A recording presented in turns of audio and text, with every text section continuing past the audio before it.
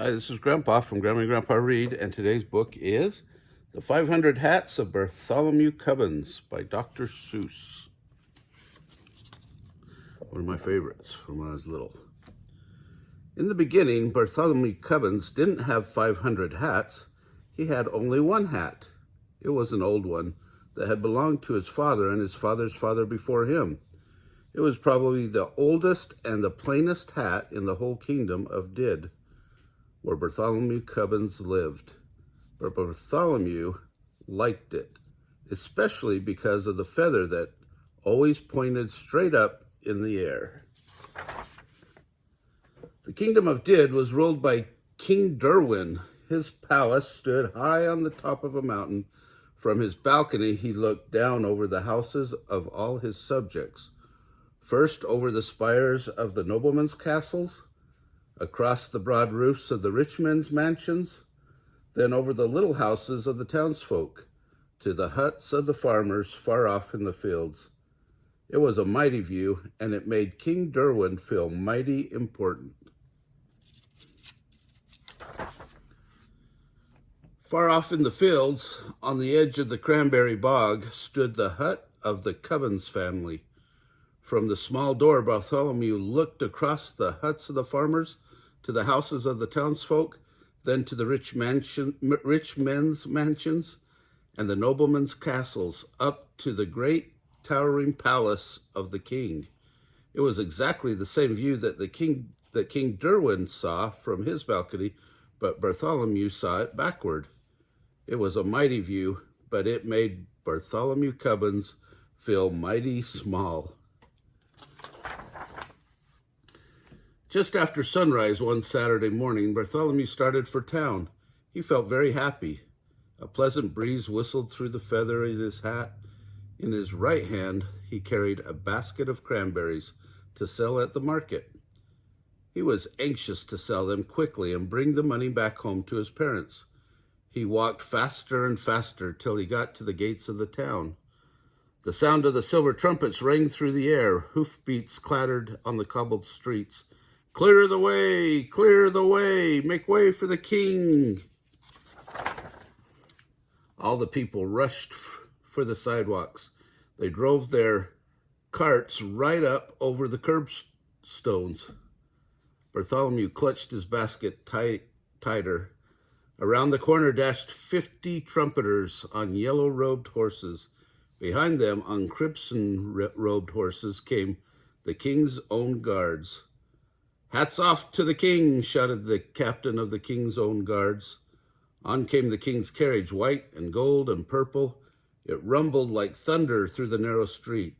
It swept past Bartholomew. Then suddenly, its mighty brakes shrieked. It lurched, and then it stopped. The whole procession stood still. Bartholomew could hardly believe what he saw. Through the side window of the carriage, the king himself was staring straight back at him. Bartholomew began to tremble. "Back up," the king commanded to the royal coachman. The royal coachman shouted to the royal horses. The king's own guards shouted to their crimson-robed horses. The trumpeters shouted to their yellow-robed horses. Very slowly, the whole procession backed down the street until the king's carriage stopped right in front of Bartholomew. The king leaned from his carriage window and he fixed his eyes directly on Bartholomew Cubbins. Well, he demanded. Bartholomew shook with fright. I ought to say something, he thought to himself, but he could think of nothing to say. Well, demanded the king again, do you or do you not take off your hat before the king? Yes, indeed, sire, answered Bartholomew, feeling greatly relieved. I do take off my hat before my king. Then take it off this very instant, commanded the king more loudly than before. But sire, my hat is off, answered Bartholomew. Such impudence, shouted the king, shaking an angry finger. How dare you stand there and tell me your hat is off? I don't like to say you are wrong, sire, said Bartholomew very politely, But you see, my hat is off. And he showed the king the hat in his hand. If that's your hat in your hand, demanded the king, what's on your head? On my head? Gasped Bartholomew. There did seem to be something on his head. He reached up his hand and touched a hat. The face of Bartholomew Cubbins turned very red. It's a hat, sire, he stammered, but it can't be mine. Someone behind me must have put it on my head. I don't care how it got there, said the king. You take it off. And the king sat back in his carriage. Bartholomew quickly snatched off the hat. He stared at it in astonishment. It was exactly the same as his own hat. The same size, the same color, and it had exactly the same feather. By the crown of my fathers, roared the king, again leaning out of the carriage window. Did I or did I not command you to take off your hat? You did, sire. I took it off. I took it off twice. Nonsense. There is still a hat upon your head. Another hat? Again, Bartholomew reached up his hand and touched a hat. Come, come. What is the meaning of all this? Demanded the king as his face purple with rage. I don't know, sire, answered Bartholomew. It never happened to me before. The king was now shaking with such fury that the carriage rocked on its wheels, and the royal coachman could hardly sit in his seat. Arrest this impudent trickster, shouted the king of the captains of the king's own guards. We'll teach him to take off his hat. The royal coachman cracked his long whip. The king's carriage swung forward up on the street toward the palace, but the captain of the king's own guard leaned forward down from his big brass saddle and grabbed Bartholomew Cubbins by his shirt. Away flew Bartholomew's basket. The cranberries bounced over the cobblestones and rolled down into the gutter. With a jangling of the spurs and a clatter of the horseshoes, the captain and Bartholomew sped up the winding street toward the palace. Out of the narrow streets, on up the hill, Bartholomew clung to the captain's broad back. On and on they galloped, past the bright gardens of the wealthy merchants, higher and higher up the mountain, on past the walls of the noblemen's castles. Flop, the sharp wind whisked off Bartholomew's hat. Flop, flop, two more flew off. Flop, flop, flop, flew another, and another. 4, 5, 6, 7. Bartholomew kept counting as the hats came faster and faster. Lords and ladies stared from the windows of their turrets, wondering what the strange stream of hats could mean. Over the palace drawbridge they sped, through the great gates and into the courtyard. The captain pulled on his reins. His Majesty waits in the throne room, said the guard, saluting the captain. The throne room. The captain dropped Bartholomew to the ground. I'd certainly hate to be in your shoes, he said, shaking his head sadly. For a moment, Bartholomew was terribly frightened. Still, he thought to himself, the king could do nothing dreadful to punish me because I really haven't done anything wrong. It would be cowardly to feel afraid. Bartholomew threw back his shoulders and marched straight ahead into the palace.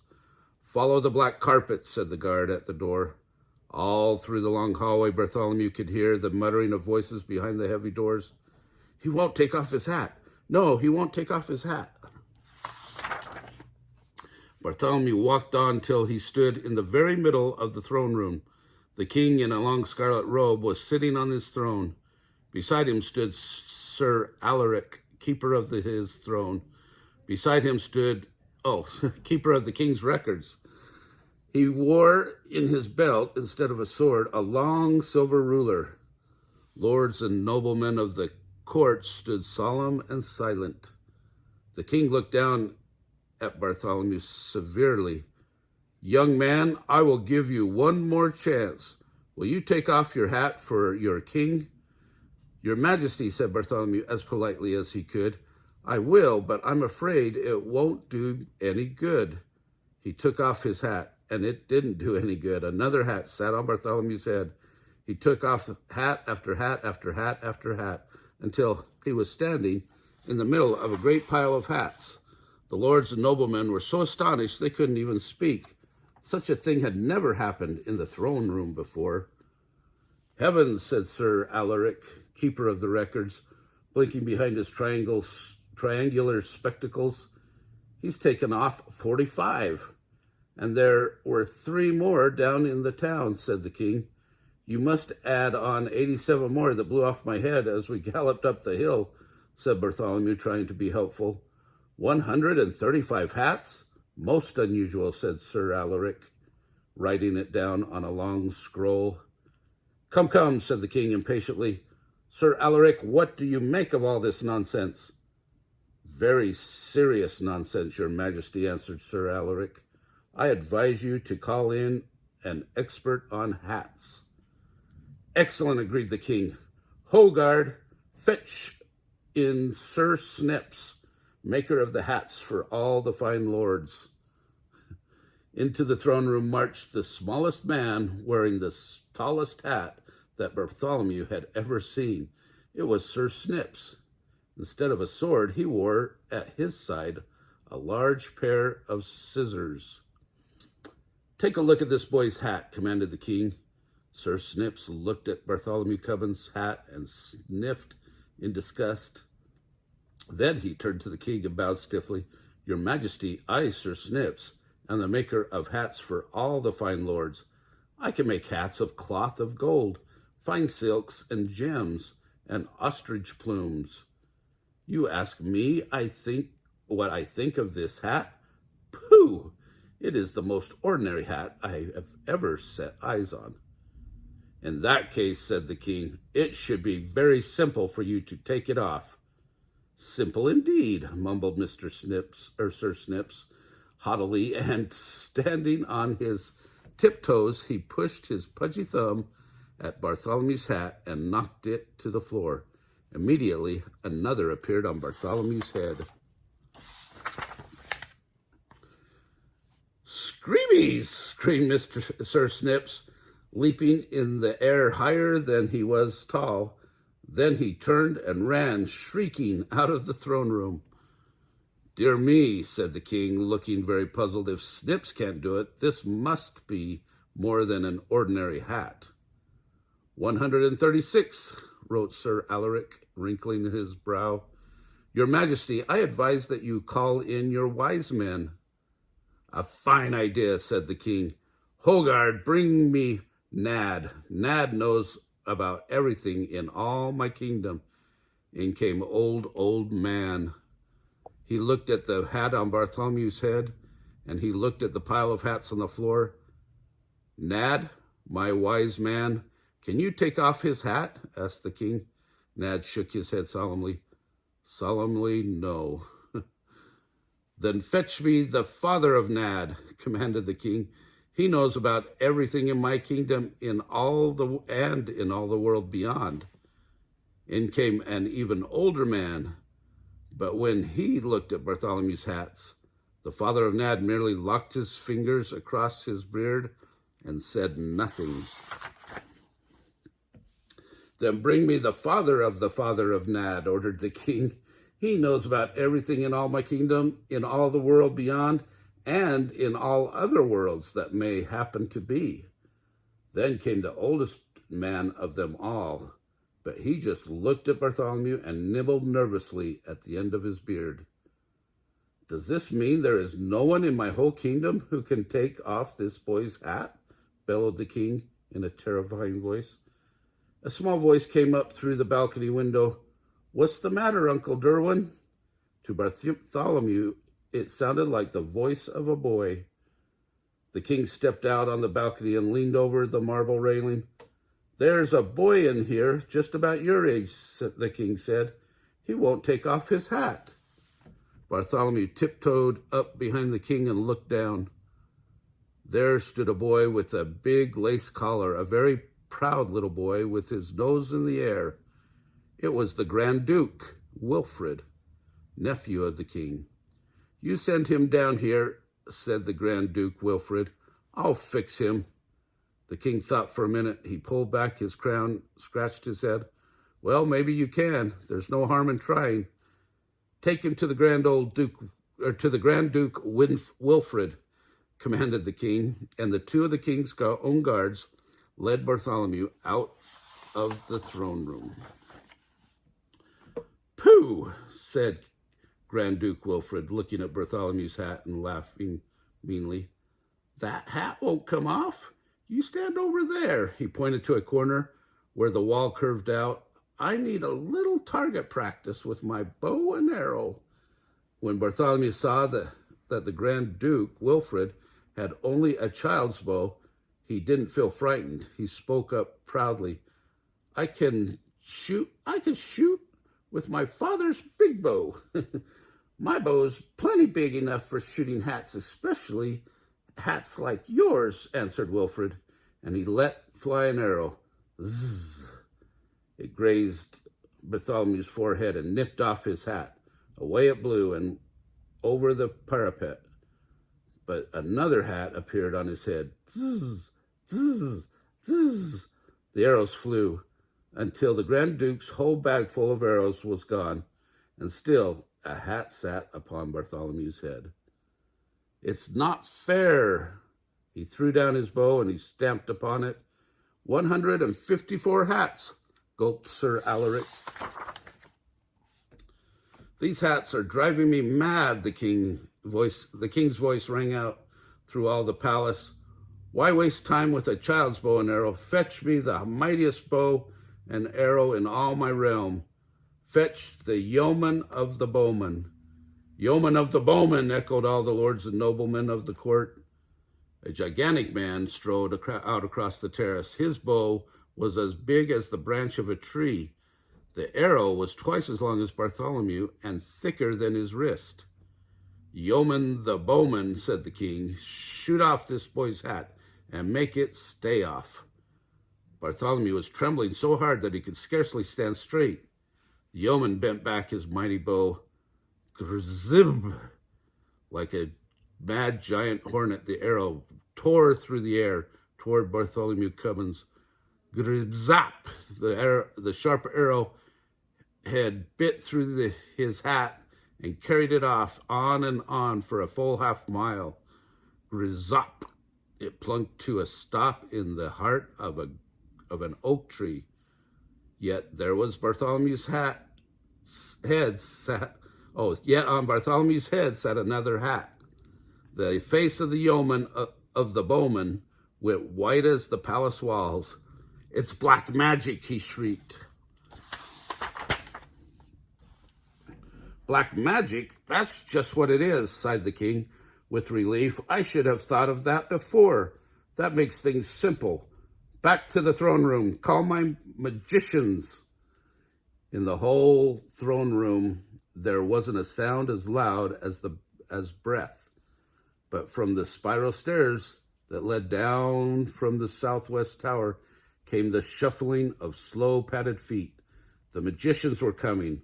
Low and slow, they were chanting words that were strange. "Dig a hole 5 furlongs deep, down to where the night snakes creep. Mix and mold the mystic mud, Malber, Balber, Titter, Tud." In came 7 black-gowned magicians, and beside each one stalked a lean black cat. They circled around Bartholomew Cubbins, muttering deep and mysterious sounds. "Stop this useless muttering," ordered the king. "I want a chant that will charm away this boy's hat." The magicians huddled over Bartholomew and chanted, "Winkabus, Tinkabus, Fotilci clay, hat on the demon's head, fly far away. Howl, men, howl away, howl away, howl away. Yowl, cats, yowl away, yowl away, yowl away. Hat on this demon's head, seep away, creep away, leap away, gleep away, never come back." "A mighty good chant," said the king, looking very pleased. "Are you sure it will work?" All the magicians nodded together, but said the king, looking puzzled, "There still seems to be a hat upon his head. How long will it take for the charm to work?" "Be calm, old sire, and have no fears," chanted the magicians. Our charm will work in 10 short years. 10 years, gasped the king. Away, fools, he shouted. Out of my sight. I can't wait 10 years to get rid of his hat. Oh dear, what can I do? What can I do? If I were king, whispered Grand Duke Wilfred, I'd chop off his head. A dreadful thought, said the king, biting his lip, but I'm afraid I will have to.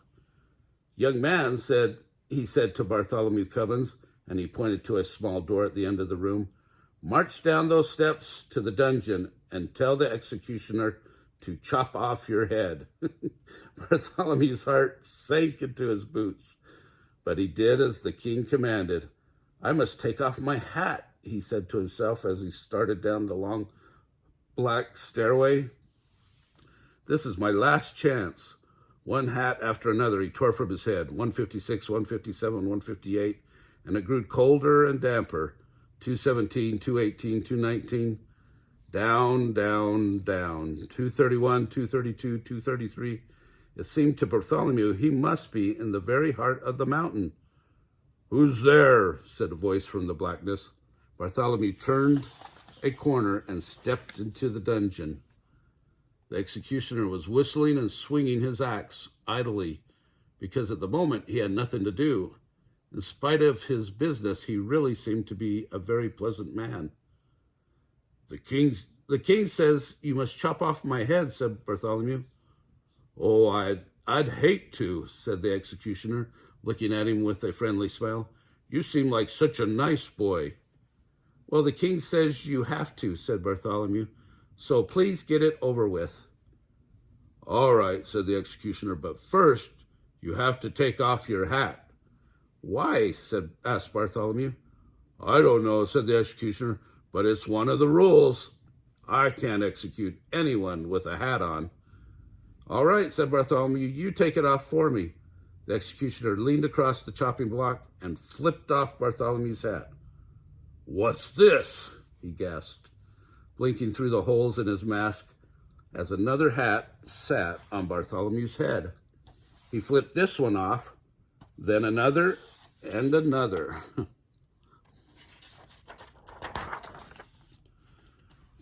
Fiddlesticks, grunted the executioner, throwing his axe on the floor. I can't execute you at all. And he shook hands with Bartholomew and sent him back upstairs to the king. The king had been taking a nap on the throne. What are you doing back here? He said to Bartholomew, angry at being awakened. I'm sorry, Your Majesty, explained Bartholomew. My head can't come off with my hat on. It's against the rules. So it can't, said the king, leaning back warily. Now, how many hats does that make altogether? The executioner knocked off 13, and I left 178 more on the dungeon steps, answered Bartholomew. 346 hats, mumbled Sir Alaric from behind the scroll. Uncle Derwin, yawned the Grand Duke Wilfred. I suppose I'll have to do away with him. Send him up to the highest turret, and I, in person, will push him off. Wilfred, I'm surprised at you, said the king, but I guess it's a good idea. Up and up and up the turret stairs, he climbed behind Bartholomew. This is my very last chance, thought Bartholomew. He snatched off his hat, 347. He snatched off another. He pulled and tore and flung them behind him. 398, 399, his arms ached from pulling off his hats. But still the hats came. Bartholomew climbed on. 448, 449, 450, counted Sir Alaric, puffing up the stairs behind him. Suddenly, Sir Alaric stopped. He looked. He took off his triangular spectacles and wiped them on his sleeve, and then he looked again. The hats began to change. Hat 451 had not one, but two feathers. Hat 452 had three. 453 had three, and a little red jewel. Each new hat was fancier than the hat just before. Your Majesty, cried Sir Alaric. But the king and the Grand Duke were way up where they couldn't hear. They had already reached the top of the highest turret. Bartholomew was following just behind. "Step right here and get out on that wall," snapped the Grand Duke Wilfrid. "I can't wait to push you off." But when Bartholomew stepped up the wall, they gasped in amazement. He was wearing the most beautiful hat they had ever seen in the kingdom of Did. It had a ruby larger than any the king himself had ever owned. It had ostrich plumes and cockatoo plumes and mockingbird plumes and paradise plumes. Besides such a hat, even the king's crown seemed like nothing. The Grand Duke Wilfrid took a quick step forward. Bartholomew thought his end had come at last.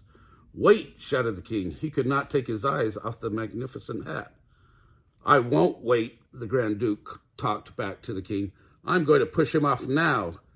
That new big hat makes me madder than ever." And he flung out his arms to push Bartholomew off.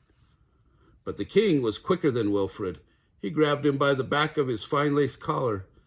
"This is to teach you," His Majesty said sternly, "that Grand Dukes never talk back to their king," and he turned the Grand Duke Wilfrid over his knee and spanked him soundly, right on the seat of his royal silk pants. "And now," smiled the king, lifting Bartholomew down from the wall, "it would be nice if you'd sell me that wonderful hat." $4.98, $4.99, broke in the tired Sir Alaric, who had just arrived at the top of the steps, "and that," he pointed to the hat on Bartholomew's head, "makes exactly 500. "500?" exclaimed the king. "Will you sell it for 500 pieces of gold?" "Anything you say, sire," answered Bartholomew. "You see, I've never sold one before." The king's hands trembled with joy as he reached for the hat. Slowly, slowly, Bartholomew felt the weight of the great hat lifting from his head. He held his breath, and suddenly he felt the cool evening breezes blow through his hair.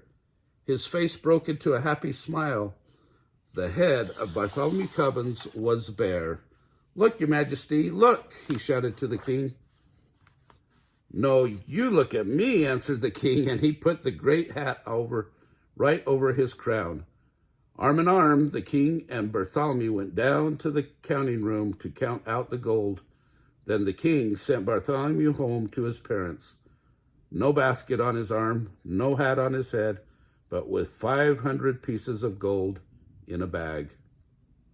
And the king commanded that the hat he had bought, and all the other hats too, be kept forever in a great crystal case by the side of his throne. But neither Bartholomew Cubbins nor King Derwin himself, nor anyone else in the kingdom of Did, could ever explain how the strange thing had happened. They only could say it just happened to happen, and was not very likely to happen again. Oh, I like that story. How about you? Remember to like our video, subscribe to our channel, watch the Dr. Seuss playlist, and join us tomorrow. Thanks.